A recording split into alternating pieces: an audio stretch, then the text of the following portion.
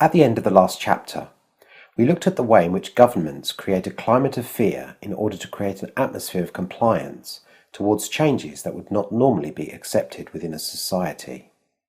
How then is this fear generated?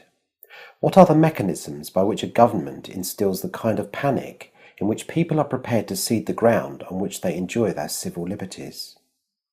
The answer is through a crisis. The intentional orchestration of frightening crises is one of the most successful means for inducing a change of mind within large numbers of people. Crises, in short, are the means by which minds are controlled. Crises are being created by those with a globalist agenda. Crises are the launchpad for world government agendas. Problem, reaction, solution.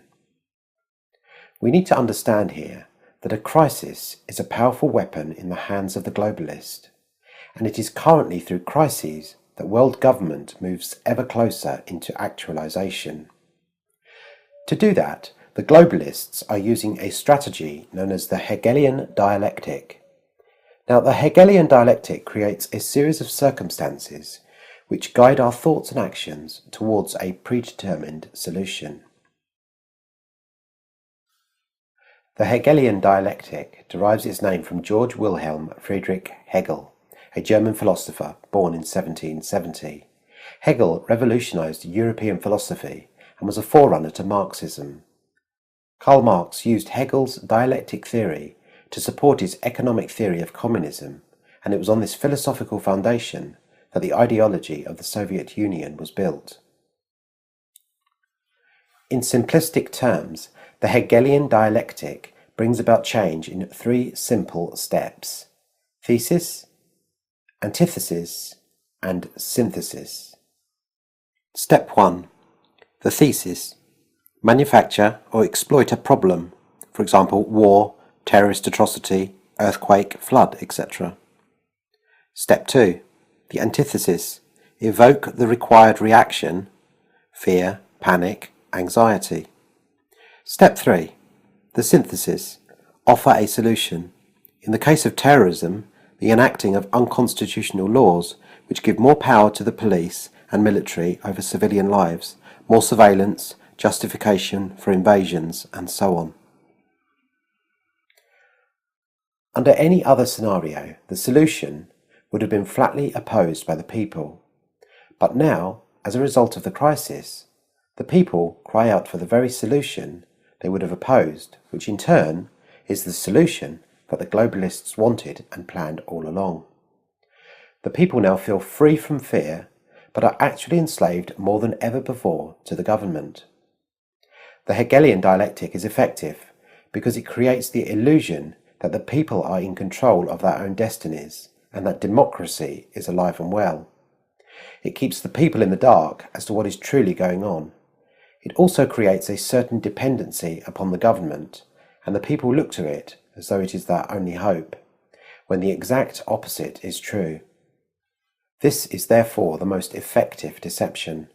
For the globalist, the Hegelian cycle looks like this.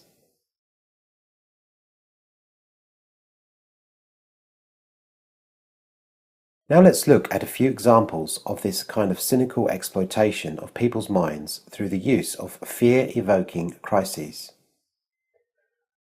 The Euro crisis. The Euro crisis has been used to implement further integration of the 27 countries of the EU, particularly the 17 countries of the Eurozone. What is the problem? The media has informed us that the end of the Euro and the collapse of the EU are imminent. What reaction has this instilled? The media have instilled fear that the European Union dream is in grave danger and that it must be rescued at all costs, because the effects of the disintegration of the EU would be catastrophic, not only for Europe, but for the rest of the world. What has the solution been? We have been persuaded to buy into a deeper integration of the EU nations with a new fiscal pact. Rather than demonstrate against the latest encroachments by the EU, the people accept a greater loss of national sovereignty, relieved that a total meltdown of the continent has been averted. Climate change. What is the problem? We are told that our actions are having devastating and potentially world-ending effect on the planet's climate. This problem is heralded aggressively through the mainstream media and propagandized through big-budget Hollywood movies such as 2012. In addition, we hear scaremongering and ridiculous claims from high-ranking officials which all help to instill fear in the people and create the illusion that there is a serious problem that needs solving.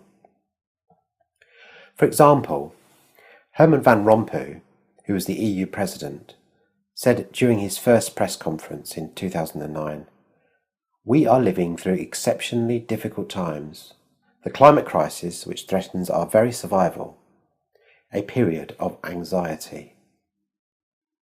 Prince Charles wildly declared at the Copenhagen Climate Conference in the same year, "The grim reality is that our planet has reached a point of crisis, and we have only 7 years before we lose the levers of control."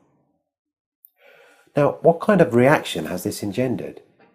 In the face of an imminent climactic apocalypse, allegedly within 7 years, the public has been motivated to support climate policies through anxiety rather than through considered debate. What has the solution been? We have agreed to a draft treaty to reduce carbon emissions which consents to a global centralisation of political, economic and environmental power via the United Nations. Terror in London. On the morning of the 7th of July 2005, a series of coordinated bombs exploded in London, targeting civilians during the rush hour and leaving 56 dead and 700 more injured. Terrorism was cited as the problem here, and the reaction was widespread panic. What were we persuaded to accept as a result? New laws were passed in the name of security, which involved a considerable loss of civil liberties, including free speech. There was an increase in the surveillance of UK citizens, and subsequently a leap forward in the advancement of the police state agenda.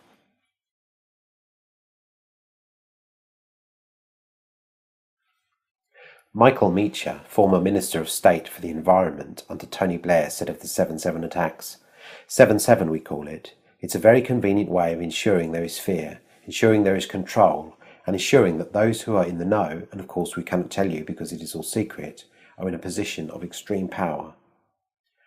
All this of course reveals that elements within the UK government, and indeed other governments too, are developing solutions to crises, whether real or manufactured, which are helping to advance the globalist agenda.